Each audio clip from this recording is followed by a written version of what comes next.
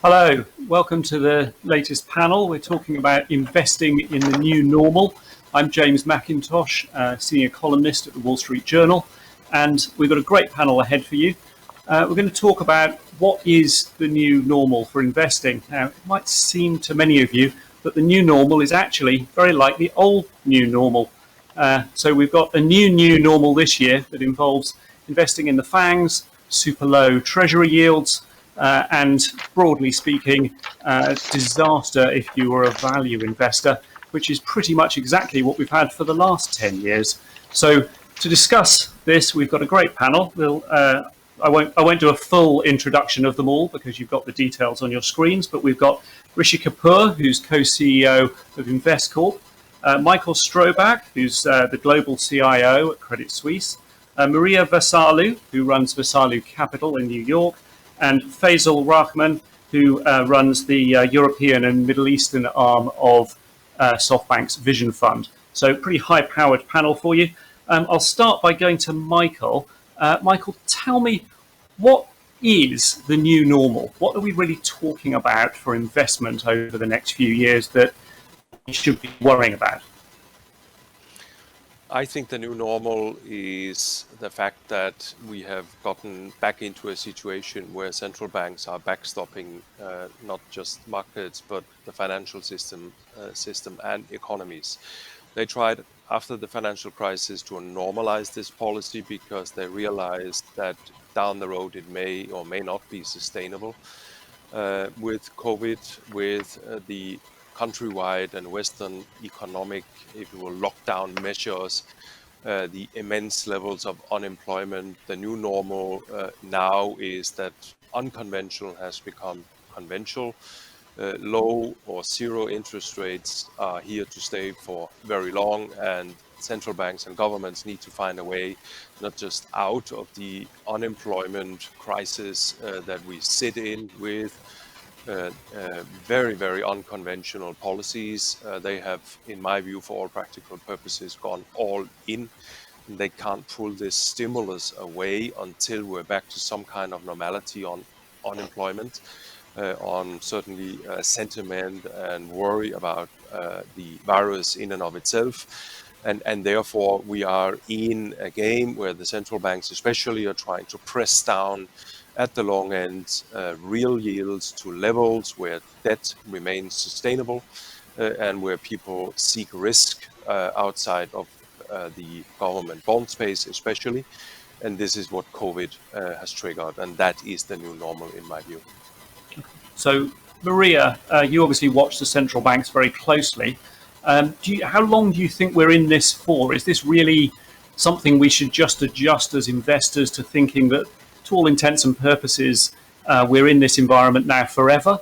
Or is it actually something where we can see an end date and should be thinking about how things will change when we approach that end date? Well, James, I think obviously we are in this environment now because of COVID, but I think the underlying driver of this situation is not necessarily COVID, is technology. And technology has taken up, digitalization has taken over the economy in the last decades, and especially since 2000s. And that has had a profound effect, both in terms of income inequality and destruction of certain jobs, and the effects it had on monetary policy, because we shifted towards an economy that it's not capital intensive, but it's really driven by technology, and all these companies are not very sensitive to the cost of capital. So the potency of monetary policy has been reduced because lowering interest rates does not have such a profound effect on investments as it had in the past. Now, COVID has accelerated this process by at least a decade, because now, as you see, we are all working from home. We are doing the conference in a virtual world, and this is greatly deflationary.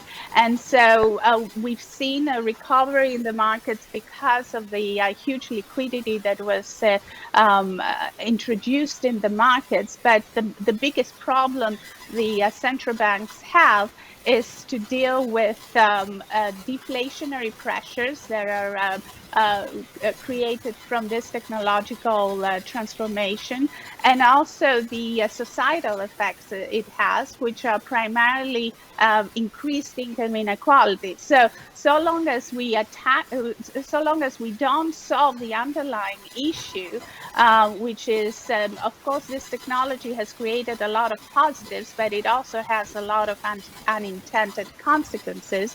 So long as we don't resolve this, I don't think we are going to move away from this environment where monetary policy has to be extra accommodative, and the lines between monetary policy and fiscal policy are blurred.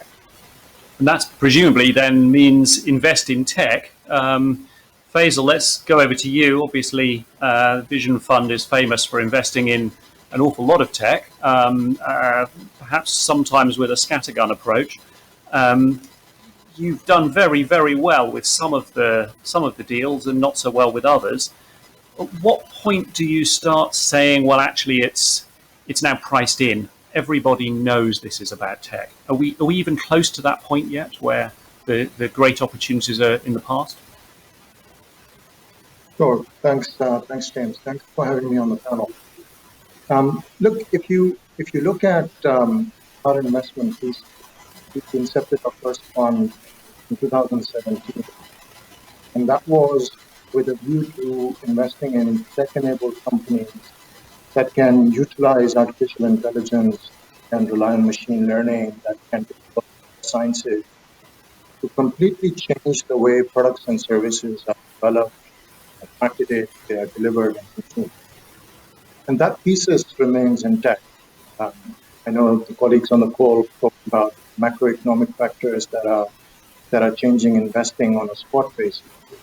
But seminal change that is happening, digitization, automation, that Maria talked about, that's been happening over a decade, that has indeed been accelerated, and that's been a way for many of us to live semi-normal life, given all the shutdown. Look at how our kids are being educated online. Online education is the beneficiary of that. How delivered remotely, how food is being delivered remotely, how groceries are being delivered remotely. All of those trends have been reinforced to this statistic. What we have seen over the last 6 to 8 months, that many of our portfolio companies in the world have just been a step change in their growth profile. And not only have they seen that, but also actually borne out our basic thesis that market leaders in this are actually going to be the prime benefit. So we've seen growth on one hand, and we've seen a significant improvement in unit economics on the other hand, because most of these companies actually have pretty sizable market. So you mean the big are going to get bigger? That is correct. I mean, we always believe that this is an industry where winner takes all, and that is being vindicated. Now, to your question of investing in this kind of an environment, ultimately, if our thesis is correct, it is that this is quite a pervasive change across pretty much all sectors of the economy. That thesis is something that you believe in, and the capital requirements to facilitate that digitization, that automation, just large, they are enormous. Therefore, there remains an opportunity. Okay. So, and what is the sorry, take that back. At what scale should you be investing? Because obviously there's a lot of people out there who focus on trying to find decent startups who might become the next big thing. At the other end of the scale, there's a huge number of people who've been buying some of the very largest companies out there, including obviously SoftBank itself via options, that are already the giants. Is it that where do you see this opportunity in technology? Is it really with new businesses, or are the existing big, the FANGs of the world just going to dominate everything as they spread out their tentacles? Yeah. So Vision Fund is actually in the business of private investment. So by definition, we are investing in companies that are still. So from that perspective, we are obviously investing globally. We have actually invested in some companies that are at an earlier stage relative to where we invested when we were doing Vision Fund 1. That is but I don't believe that trend be the only direction in which our investment will be. I think there will be sufficient opportunities for us to invest in companies that need capital to grow from where they are today. Now, the situation in the market right now is, you alluded to it, the valuations are relatively fast. And to some extent, that has made our job more difficult. On one hand, you have high valuations, on the other, you have a lot of liquidity in the private market. It's made our job difficult. But so long as the underlying thesis plays out, there will be a opportunity for it. There will be a lot of capital need. Okay. Rishi, I think you have a slightly different take on how to profit from the technology boom and what it is to look for. If that's, I seem to remember you using the phrase "picks and shovels."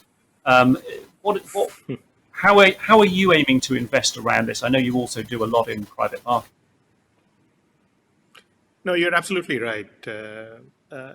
Given our DNA is all about private markets, not surprisingly, we tend to take a much more socioeconomic view to defining what the new normal means in the first instance, as opposed to a markets-based view. So for us, it's about the top down, right? And one of the things coming out of this pandemic that has become extremely clear to everyone, all of us realize this, is that whether it's a corporate or governments, for all of them, being digitally enabled is not a nice to have anymore going forward. It's a must have in order to be able to engage with their core constituency, whether it's their customers or their citizens. So across the board, corporates and governments are going to have to figure out a way of engaging with their core constituency of customers through an alternative channel that is digitally enabled. Now that's where the shovels and the gold diggers analogy, the prospectors analogy comes into play. Because if you're going to believe that this tech boom is the equivalent of the gold rush, then we've got two choices, right? We can either invest with the prospectors and have a bit of a hit and miss, or you can decide to invest in the company that provides the prospectors with the shovels and participate in the boom from the periphery thereby. So for us, this is all about investing in platforms across the value chain, across different classes, across all geographies that are enabling, in turn, that digital ecosystem.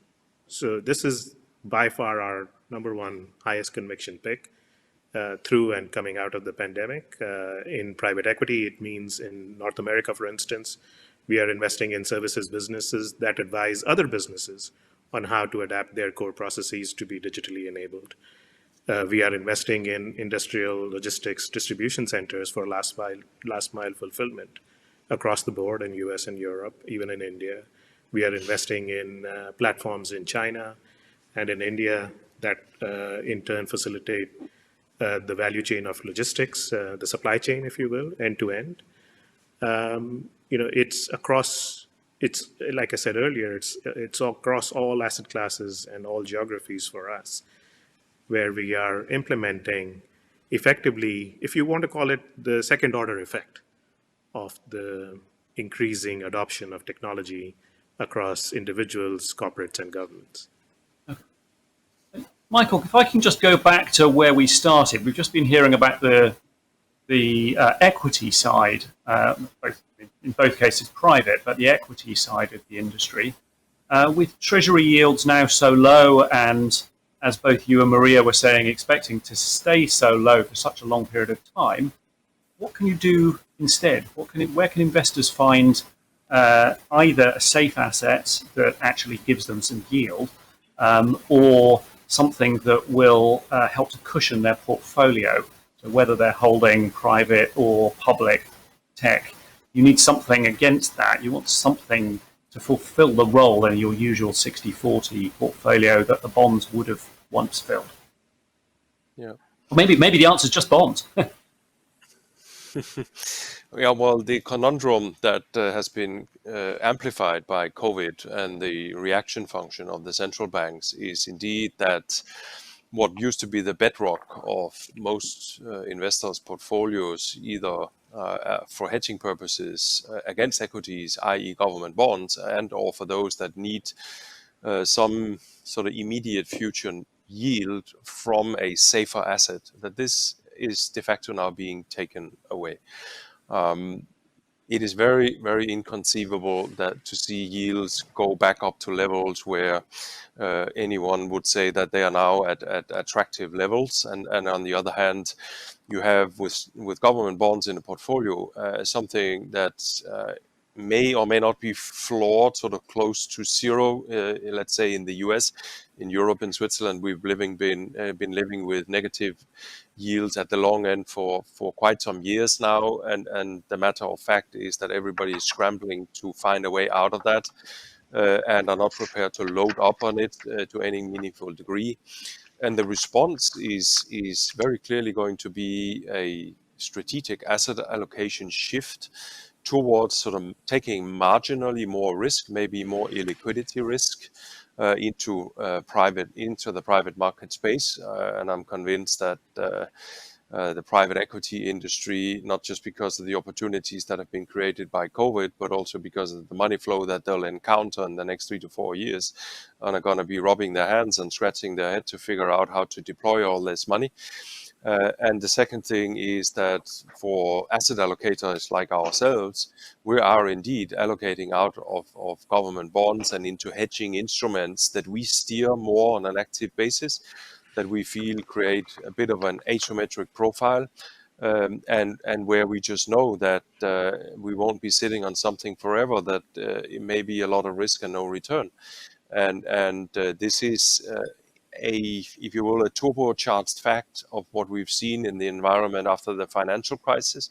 But COVID has really, because of the reaction function and the stimulus and the additional debt we've gotten in the system, has just really made this issue for institutional investors, for pension funds that are anchored on a benchmark, on a rigid set of restrictions as to what they can do, has just made this much, much tougher. The long-term buy and hold investor and the one that can behave contrarily, this is a good environment. But for the holder of bonds that are essentially paying now for this crisis, this is not a good environment. So are you saying that the only answer really is just to say, well, just take more risk? On the one hand, if you want the same level of return as before, let's say COVID, you got to find a clever way of doing it, and or take more risk. And on the other hand, you just have to accept that the game has changed, because the central banks are all in now to get, like I said in the beginning, the levels of unemployment in the Western world created by the COVID crisis through the lockdowns, get them down. This is a government-triggered crisis. This is not a business cycle crisis as we're used to. This is the government that, for good or bad reasons, decided to close down the global economy in the Western world, send hundreds of millions of people home, healthy people, closed down companies, and triggered a massive depression across the Western world. And this they now need to get us out of, and that is by responding with short-term interest rates anchored at zero, long-term interest rates anchored below 1 in the US, anchored below 0 in Europe, and the central banks telling the governments, you should feel free to spend as much as you can to get us out of this mess as soon as possible, because if we don't as soon as possible, it will also have substantial political consequences. And the COVID virus is not gone. It's still here. And it is going to stay here for probably 1.5 to 2 years' time. And that is, in my view, what still makes some people very, very uncertain about what to do, also investment-wise. But my response is, don't fight the Feds. Don't underappreciate their determination to get us out of this. And anyone who takes a bet against that is most likely going to be ending up having to pay a lot of margin calls. Okay. Maria, let's go over to you on this. I think you have some thoughts about the replacement for treasuries, but before that, just tell me, speaking of margin calls, would you be short treasuries at the moment?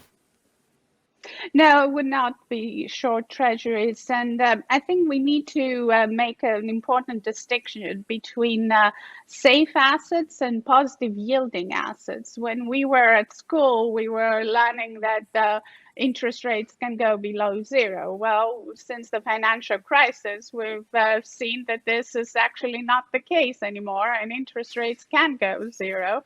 And the world hasn't fallen apart since then. So I think there are two things. There's whether we have safe assets and the role of safe assets in a portfolio, and whether these are safe assets are positive yielding. Now, for a big part of the world, these safe assets are not positive yielding anymore. But at the same time, and since the financial crisis, we had a huge destruction of safe assets. So right now, there is a scarcity of safe assets in the world, and that has important portfolio construction and asset allocation implications. The reason you need safe assets is really in order to be able to preserve capital. And also, they are extremely important in the whole process of risk sharing. So if you don't have enough risk assets, and you cannot do the risk sharing that we have done, since the development of modern finance and the proliferation of global capital flows. But so what you're going to end up is with portfolios that take either too much risk relative to what they're willing to take, or portfolios that end up with much lower return relative to what they could have achieved in a world where they could do much more risk sharing, and there were safe assets to be utilized. So in an environment where we still have some safe assets and treasuries are the primary source of these safe assets that are still positive yielding, what else can be done from a portfolio perspective to improve the situation? Well, one of the things you can do is create artificially synthetic, basically safe assets. And the way you do that is through relative value trades, through multi-asset class strategies that are uncorrelated to major asset classes. And therefore, they have some convexity or some long vol feature to them that allow you to do well in an environment where risk assets are likely to do badly. So the other thing that the other implication is that the buy and hold strategies become increasingly risky, because nobody, even big pension plans and sovereigns, don't have in reality very long horizons in front of them. If they realize a sharp drawdown, they're likely to react to it, and it's likely to have implications for them, especially if you look at US pension plans. Most of them are underfunded, and so when your average funding ratio is around 70%, I don't care how long-term investor you think you are, if you have a 20-25% drawdown, that's detrimental on your funding ratio and the way you can operate going forward. So the implication of that is that you need to be much more dynamic about your investment strategy and your asset allocation. And I think that's really the direction in which we're going. We're going towards an environment where the 60-40 passive allocation is no longer the useful benchmark or the way forward. Asset owners have to be much more dynamic, and they have to engage in strategies and investments that provide them uncorrelated returns, in addition to holding safe assets in the form of treasuries. Again, it feels like we're saying that the new normal is very like the old new normal. Money pours into alternative hedge fund strategies, money pours into private markets. It's really all just a continuation of the very same thing, isn't it? But on that topic, Faisal, if I can just come to you briefly on this, just tell me a bit about how, like, both sides of the private market issues that you're seeing. Are you finding far more competition now for the companies that you're trying to buy? And also, since the Vision Fund 2 has been around, obviously not great timing early on, but with the process of speaking to investors, whether they're very keen still to get into the technology private space. So there definitely, James, is a lot of interest in technology investment from almost all the panelists that there's a lot of momentum behind investing in technology and finding the right price point in the value chain to invest. From that perspective, yes, there is a lot of capital that is coming into private funds that are investing in earlier stage technology. I think from our perspective, you made a comment around Vision Fund 2 and timing. Interestingly, largest investment that Vision Fund 2 did was in a company called BIG, the Chinese tech-enabled real estate. Today listed in the US. Vision Fund 2 is sitting on a high gain. So there's been no shortage of good investment opportunities for the company. And I think ultimately, yes, there is competition. Yes, intensify further. More liquidity is facing. But if you look at it from a holistic perspective, you have to be able to source the deal. You have to be able to be a value-added investor. You have to be able to have an ability to discern one company's technology versus that is not a gamut of things that are available to every investor. We have about 100 plus portfolio companies on the world, trust us various technologies. And with that experience for over 3 years and 3 years and more, I would argue that we have built an ecosystem which wants to offer something that we invest in for their alpha to the growth of that.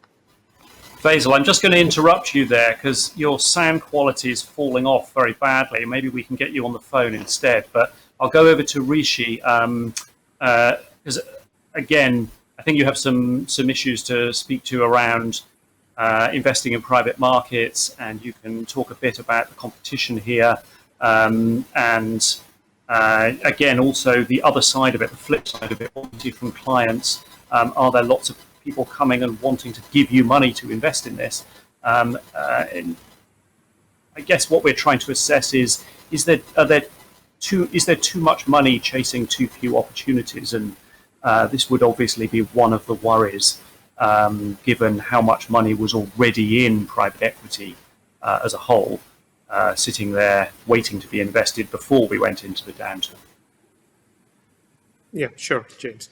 But let me start off, James, by disagreeing with one comment that you made earlier, which is, the new normal is the same as the old normal. I don't think so, at least not in the US. I think, yes, it is true that we've had a low interest rate environment for a long period of time. But at least in the US, there was never this expectation that we are going to have rates anchored below 1, literally with a flat yield curve.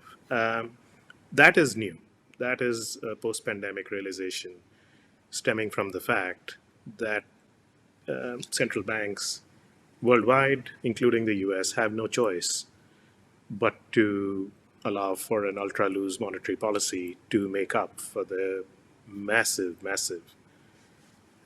cost of supporting the economy through this pandemic. And so this lower for longer, perhaps it's more lower and it's more longer, if that makes any sense, as it relates to the new normal. Now, within that lower for longer environment, if you go all the way back to what is the primary purpose of any investment management business, it's to provide the ultimate consumer, the retirees, the pensioners, with a return on their capital, return off capital and return on capital. Return off capital we can pretty much assure through safe assets. Return on capital has become increasingly difficult to find through fixed income and equity markets, certainly in fixed income. What I am going to perhaps boldly so forecast, and I think there is empirical evidence to suggest that there is a basis for this forecast, is that the illiquidity risk premium that was earlier the domain of a few is going to get democratized. And there's going to be an increasing participation at the grassroots level in trying to monetize that illiquidity risk premium represented primarily by the private markets, whether it's private equity, whether it's private credit, whether it's real estate or other alternative asset classes. Even down to the retail level, there is going to be no choice for asset managers, for individuals, to look to monetize some of that illiquidity risk premium. And the reason why they can afford to do that now versus 10 years ago is because the secondary market within private markets has also come a long way in terms of sophistication, in terms of depth, in terms of development. And what used to be truly, truly liquid in the past is only semi-liquid today, because in a pinch, you can find secondary market liquidity solutions for seemingly illiquid portfolios. And the proof of that is the fact that the Department of Labor back in July allowed 401k plans, diversified 401k plans, to take on private equity exposure within those plans. That tells you something.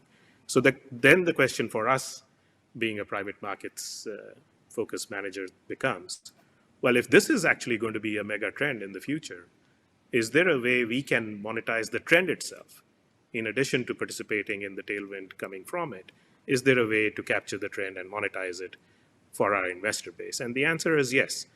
And the way we do that is by setting up a platform that actually takes positions, exposure, equity positions, minority stakes in other alternative asset managers that are no doubt going to benefit from the secular long-term mega trend of increasing allocation out of need, out of necessity, to these private asset classes. So that's, Rishi, you don't think that there would be pressure on fees as well when that happens? Because if this is a more liquid market, if it starts to become more like a public market, I mean, if you go back to the 17th century, this is how the stock market developed in the first place. As this stuff gets traded more and involves less need to be exactly right the first time, don't you end up with...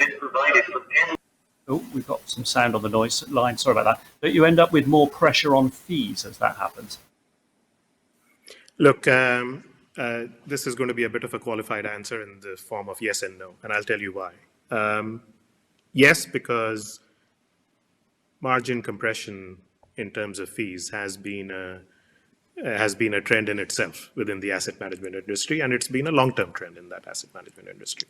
And so far, it's been offset by two things. One is scale, and the other is bringing the overall cost of operations down through the use of technology and so on and so forth. So yes, no doubt we are going to continue to see margin pressure and fee pressure, even in the alternatives private market space. However, on the other hand, James, what is also going to happen is through that democratization process, the participation of the retail investor in private markets, where the ticket sizes are a lot smaller, and therefore, margins are going to be better because, you're effectively not having to provide, huge concessions and rebates and discounts on what would otherwise be very large tickets coming from the traditional institutional investor base. There is an offset. There's a natural offset as the asset class itself becomes a little bit more mainstream. And that's going to play itself out over the next decade or so. After that, once the asset class has matured and, the penetration is much deeper into the broader retail space, maybe you start seeing some more of that margin pressure that you're referring to. But by that time, hopefully the onset of new technology, allows people and asset managers to maintain productivity levels and overall net margins to shareholders.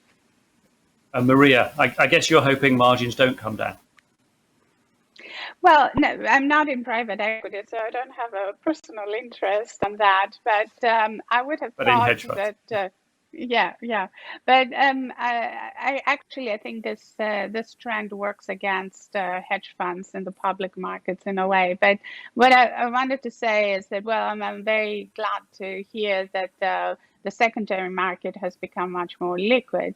But if we go down the route of, making this much more available to the general public through fund of funds that have stakes in other private capital, effectively, I think the net effect would not be a reduction in fees, but an increase in fees, because whoever is taking those stakes in this other manner provides liquidity will have to be compensated for this liquidity. So effectively, the net fee to the investors, the retail investor, is not going to go down. If anything, it could go up.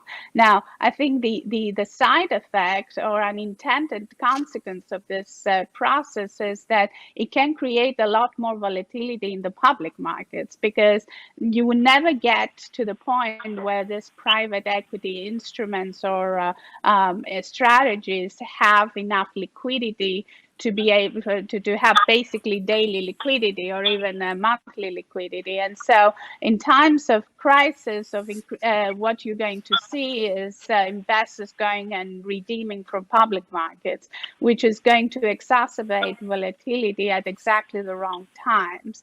And so I think what we should be prepared for in this environment is lower liquidity in the public markets as more and more assets drift to public markets, and also more volatility in the public markets during high event risks. So net, I'm not sure it's a positive for the capital markets.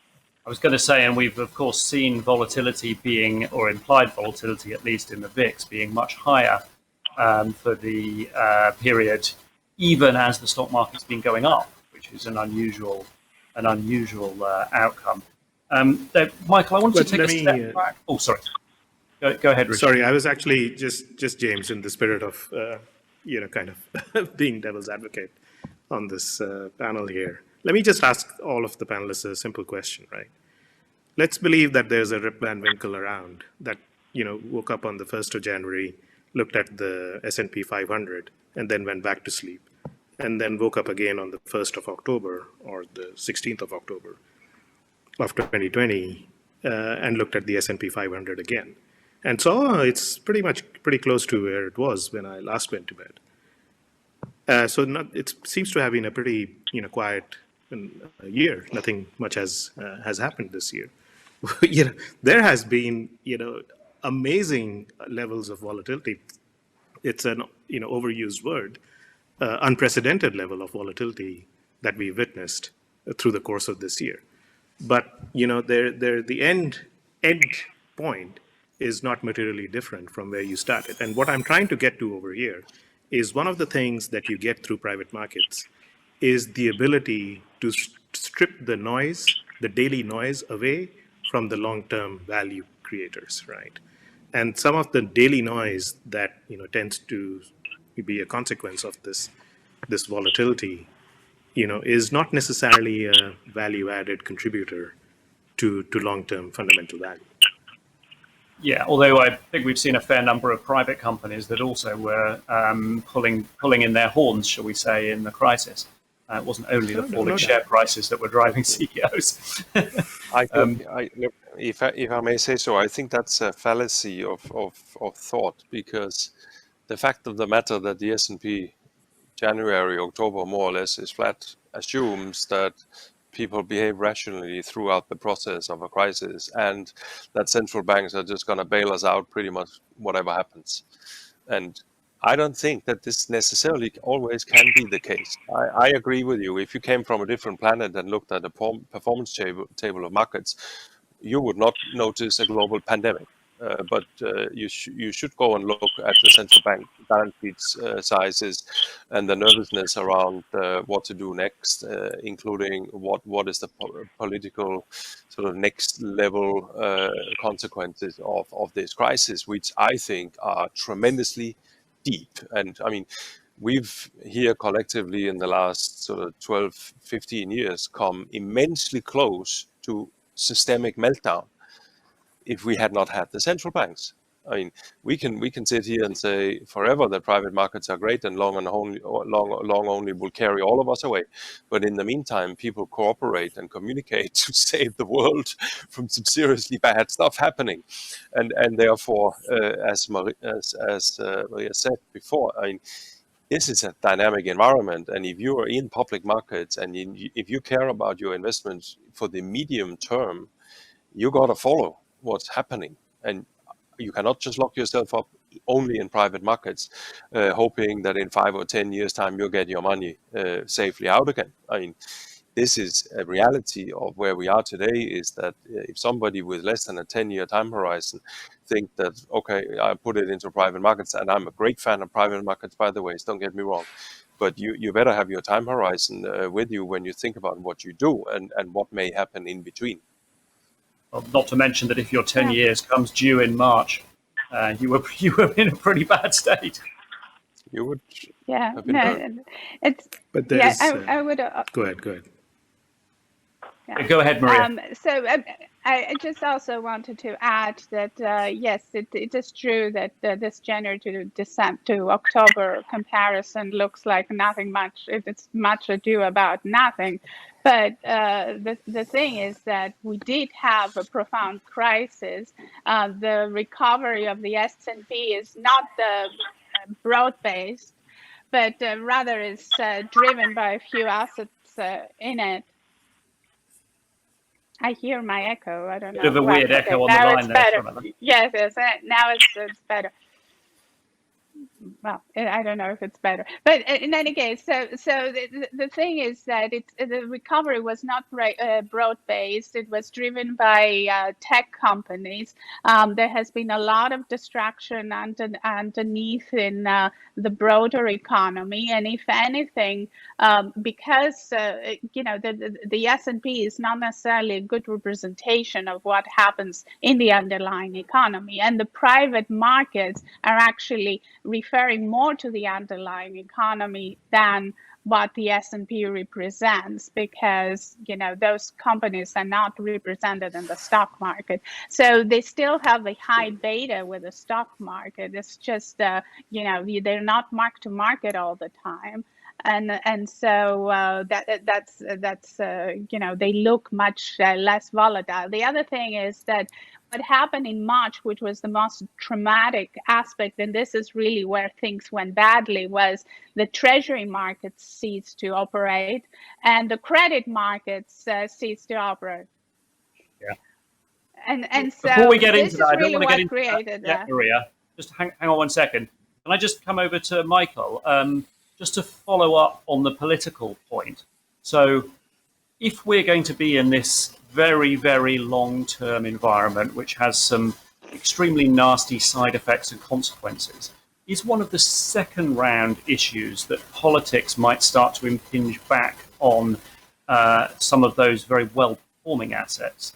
I mean, it's most obvious in some things that had started a little bit beforehand. We had seen a little bit of government intervention attempting to take on some of the large tech companies, particularly in Europe around tax, but increasingly antitrust investigations in the US as well.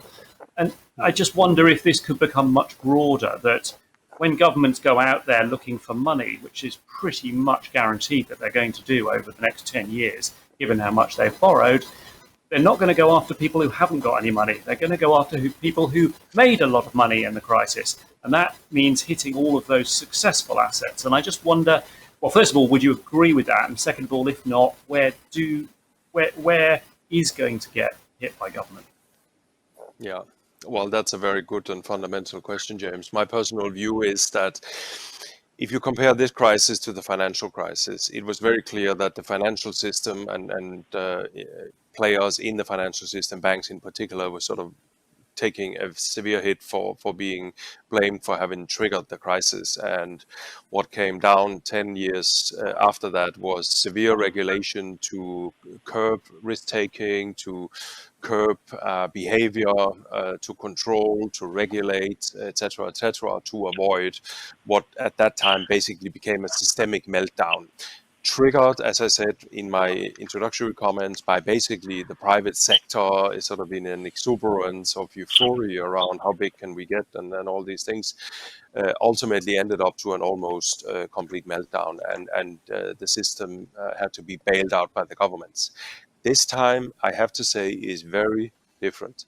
This crisis is triggered by the governments themselves, for good and for bad reasons, almost all for good reasons, and that is an attempt in a phase in time early this year where nobody really knew what is going to exactly happen to this pandemic in terms of the health impacts it has on populations, to the healthcare system in general, and in 3, 4, 5 months' time, how are we going to come out of this if it just is about a multiple as bad as it turned out to be? And let me just say, we got lucky in one sense that actually we have been massively hit by a lot of sad mortalities because of this pandemic, but it could have been much worse, and we could have ended up in a situation where we may not even have been able to unlock the economies because of the danger of this thing. Luckily, It is not as dangerous. Let's not go down the health issues, because we've got other panels on that, I think. But understood.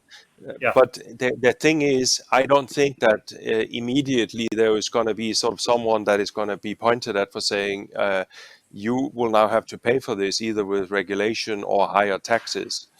Who are paying for this today is very clear. It's the bondholders through negative real yields. Okay. We've got a good question on the line here, which reminds me that we haven't talked at all about China. It's one of the things about panels since March is that China really doesn't feature very much, except occasionally with throwaway lines from the president.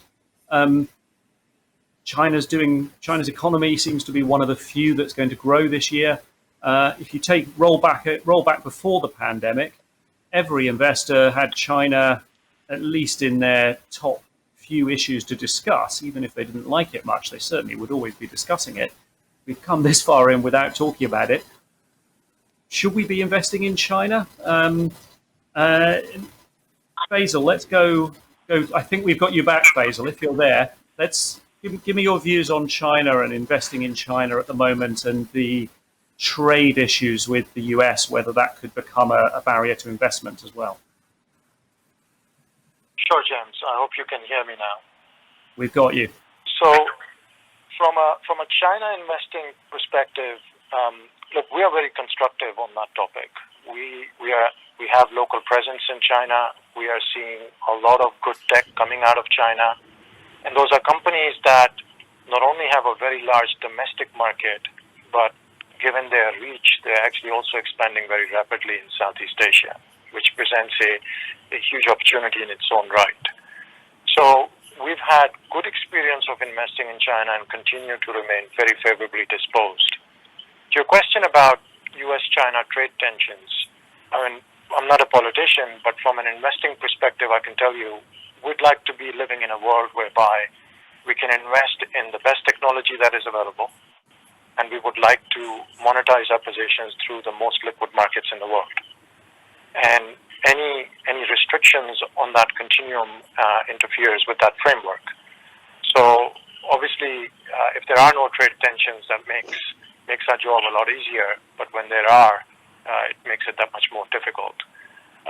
Before I got disconnected, I was telling you about a company that Vision Fund 2 invested in. It's a tech-enabled real estate company out of China.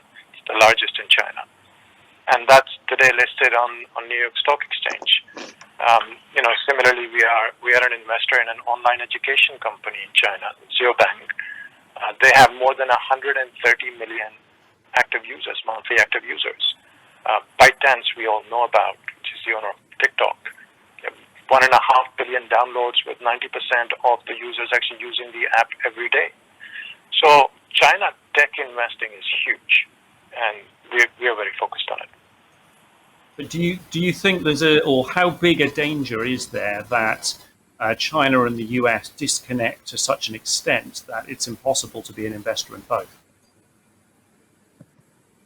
Look, today we are not seeing the disconnect to a point whereby it starts to discourage investment in China.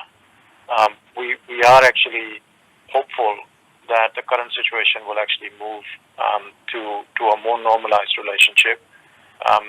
Let me leave it at that rather than get myself into trouble with politics, but it'll be very difficult and probably a disservice to the world if we have that disconnect manifest itself in full. Okay. And I actually also believe, sorry, James, if I go back to something that Michael was talking about in terms of the macroeconomics and some of the stimulus that's been injected, and no visibility on how that there could be an exit from that, and the impact of that on the overall economies going forward, the key solution to all of this is if we can have a pretty significant improvement in productivity. And if digitization, automation is the way forward to increase productivity, again, having these trade tensions which do not deliver the full potential of this cooperation would be detrimental to that productivity increase. Okay. Although, of course, it's hard to track, hard to see a lot of productivity increases from what's undoubtedly been a technology revolution in the past 15 years hasn't really fed through into sort of visibly higher productivity across the economy. It's more been a question for some individual companies or possibly an issue of measurement. But it's certainly not obvious that there's a close link between the two. Maria, can I just go to you briefly to talk about the danger of the economy slipping back entirely to the point where central banks can't do anything to help? Is that a risk? Some people say it is, but even the ECB says, don't worry, we're not out of bullets yet. We've got plenty more ammunition to come if we need to. Do you believe them? Well, the only reason you can believe them is because increasingly the boundaries of monetary and fiscal policy are getting blurred, and so monetary policy ends up doing fiscal financing. And so that's certainly a way they can continue to help. But I think rather than looking at the tools, the question is, how do you actually tackle the underlying problem? And the underlying problem is that technology is much more destructive in terms of the destruction that technology is creating in societal terms is much bigger than what the governments are able to fix in real time. So you have much more in terms of the destruction of employment, of jobs, of changes in economic structure much faster than governments can really accommodate to keep discontent at the society level within check. So I wouldn't be surprised if at some point we see increasing regulation in the area of technology to at least allow local governments to tackle the social implications, because technology is global, but the governments we have are local. And going back also to the question of China, obviously China is a formidable economy that will continue to grow and will be competing increasingly with the US. What I think we are likely to see, given the spillover effects and the side effects of what we are experiencing, is an increasing rollback in globalization that will not necessarily change with a change in the administration and the US. So the underlying issues to really focus on is rollback in globalization, and how will governments manage technology that is evolving at a faster pace than they can deal with the societal implications and side effects it creates. Okay. And Yeah. one thing we haven't really spoken about, I mean, we've come at all of this with the assumption that inflation is going to stay very low for a very long time. Let me just push back on that, because there is an awful lot of people out there who are pushing back on that, who are saying, well, okay, so the central banks failed to create inflation last time round, back in 2000 after 2008, but this time round they have gone a lot further. They are doing things that look much more like monetary financing. Governments are spending a lot more. In Europe, they have got dual interest rates, which again is another way for them to provide an interesting different form of financing that they weren't really doing before. Is it possible that actually investors aren't really prepared for inflation, but that, as always, it's the thing you don't expect that really hurts when it comes, and that could be a complete shock to your portfolio? Michael, why don't you start on that if you've got thoughts? Sure. Well, I still belong to the disinflationary camp. I have to say that has been the experience out of the financial crisis, and I think COVID, with the effect of technology, with the massive shock supply and demand wise that this has created, including now structural unemployment levels that probably are much higher than we would ever have feared, will lead to further pressures for central banks to try and avoid outright deflation.